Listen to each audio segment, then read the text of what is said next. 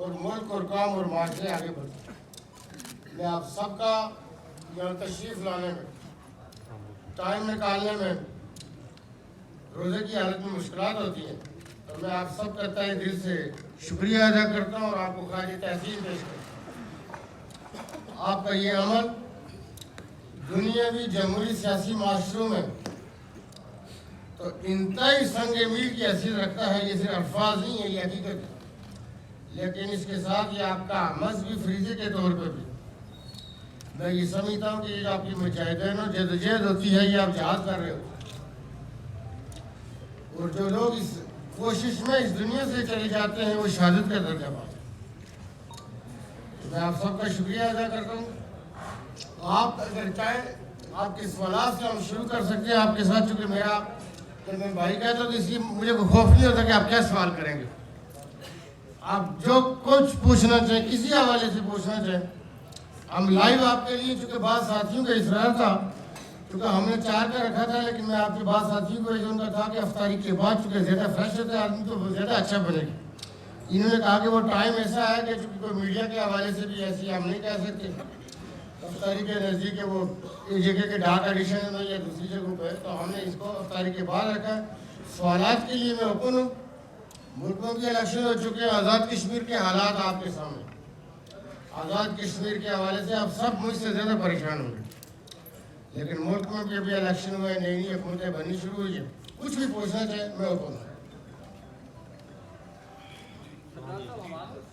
एक minute please, इधर से करते हैं ना जी, आप करें। पाकिस्तान के हालात में भी आपने आज़ाद कश्मीर की ज़्यादा अंडर डिस्कशन है, अदम सवाल की बातें हो रही हैं। पहला क्वेश्चन यही है क्योंकि अफ्तारियाँ भी सियासी रहनुमाओं की तरफ से दी जा रही हैं, फैसल राठौर की तरफ से, फैसल राठौर साहब की तरफ से, आली याकूब साहब की तरफ से भी अफ्तारी का एहतमाम किया गया। लेकिन ये है कि अंडर डिस्कशन यही है कि आज़ाद कश्मीर में अदम इत्मीनान की तहरीक आ रही है।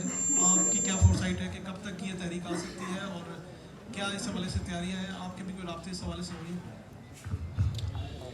आसिफ साहब बहुत शुक्रिया। असल में चूँकि एक जो साफियाना तजस्सुस होता है, ये चूँकि हमारे खमीर के अंदर हिस्सा होता है। आप और मैं चूँकि मैं खुद भी अपने आप को साफी लिखता भी हूँ, कहता भी हूँ, क्या है उसमें बुनियादी तौर पे ये चूँकि तजस्सुस के पूरे मुल्क में हुआ, क्योंकि पिछले 3-4 माह से लोगों का ये ख्याल था कि आज़ाद कश्मीर के हालात अबतरी में और बदतरीन थे तारीख के 76 साल दौर में।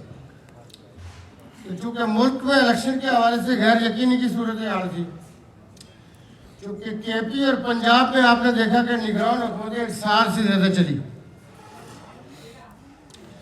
और इन निगरान हुकूमतों का 1 साल से ज़्यादा चलना आइन के साथ खिलवाड़ था, आइन के साथ मजाक।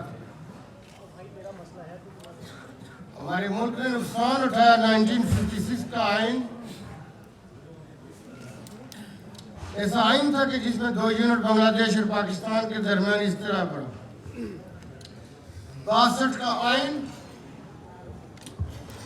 भी मर्कजी नैयत का था, सुधारती नैयत का था, सारी की सारी पावर का सर चश्मा सदर की जात। मकाना आप कह सकते हैं कि सिर्फ सदर को जवाब देते। ये 73 का आइन का नतीजा है कि आप और मैं जिस जमहूरी सियासी माशरे में रहते हैं, ये हमारे 73 के आइन का नतीजा है, जो ऑलमोस्ट एक मुतफिका आइन था और जिसमें तमाम जो स्टेक होल्डर थे वो मुतफिक थे। और उसमें 2 ऐवान हमारे मुल्क के वजूद में आए, वो सेनेट था, कौमी असेंबली। लेकिन मुल्क में 5 साल भी वो आइन न चला, हमने उठा के बात किया। इस हवाले से इस साल आपने देखा कि पिछले साल मैंने वज़ीर-ए-आज़म आज़ाद कश्मीर की हैसियत से सेनेट ऑफ पाकिस्तान में पहली दफ़ा था कि आज़ाद कश्मीर का वज़ीर-ए-आज़म ऐवान इकबाल जो मुल्क का है उसके अंदर बात,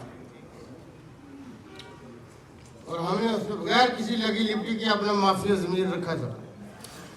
और मैंने अपने भाई चेयरमैन सेनेट सादिक संजरानी को ये कहा था कि हम यहाँ नहीं होंगे, ये बातें याद रखी जाएंगी। मैंने कहा कि किसने क्या कहा था, कैसे कहा था, इस मौका पे कहा था, क्या मौक़िफ़ था। तो वो अल्हम्दुलिल्लाह हमने रखा था। ये जो इलेक्शन थे, असगर साहब चूंकि आप आज़ाद कश्मीर की बात कर रहे हैं, हम ज़ाती तौर पे ये समझते हैं कि जो जिस तरह उसके अंदर शराकतदार था, जो आज़ाद कश्मीर के अंदर एक नौसत और मनुष्यत जिसके जो स्टेक हुए होंगे उसके साथ वो माली हों, वो ज़ाती तल्लुकात के हों, किसी नौयत के हों, तारीख ज़रूर याद रखें।